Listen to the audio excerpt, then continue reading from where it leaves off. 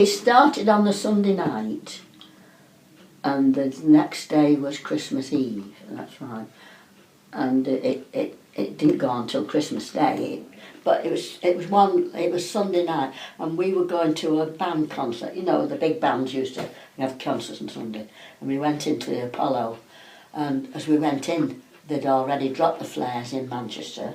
It wasn't on fire, but as the night went on, they said that the raid was the sirens had gone. We knew that you could hear a bit of the bombing, not much. But when we came out, the whole of Manchester was a blaze. It was horrible. That was Christmas Eve, actually, 1940.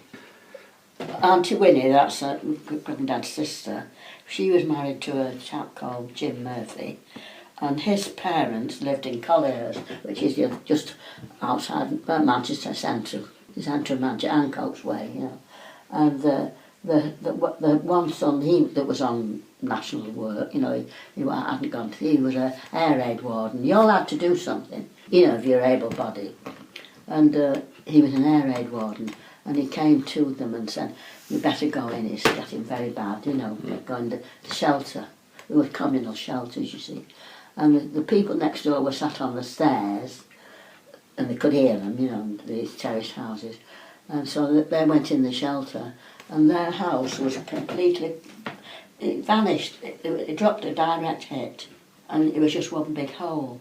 And I remember on Christmas morning, Andrew, his brother who was in Ireland at the time, he sent us his mother, I think it was a goose or something, from one of the farms in Ireland, and it came through the post. But she hadn't got a roasting tin big enough that would fit in her oven properly.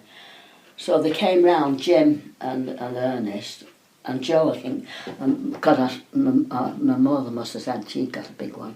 So they come to collect this, and Jim said they'd just been to see his mother, but they weren't there. Fortunately, they were in they spent Christmas in a schoolroom. But in London, it was bad all the time. It wasn't terribly bad here. It was just the isolation. There was one on the end of the Ernest Row, a house got bombed.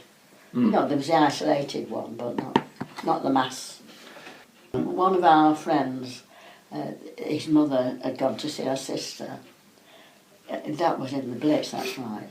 And she didn't come back, so they said she was missing. So they went and dug. The house was bombed and all that.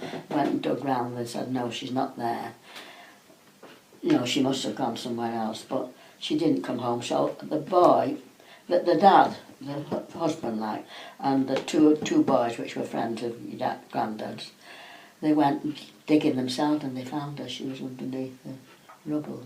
And lots of our friends, I think there was 8 or 9 of our immediate friends that were either drowned or burnt or bombed, you know.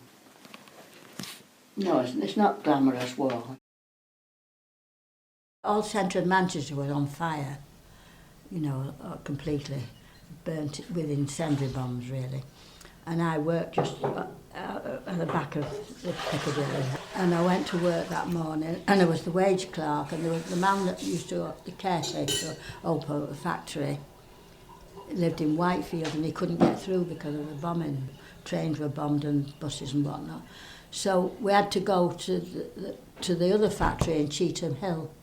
So I walked to get the keys, you see, to open the factory up. And I walked with 2 of the bosses, and we walked, and everywhere was broken glass. The whole thing was shattered. And some girls who had been out all night because they couldn't get home came into work, the stupid things. Nobody had telephones in those days.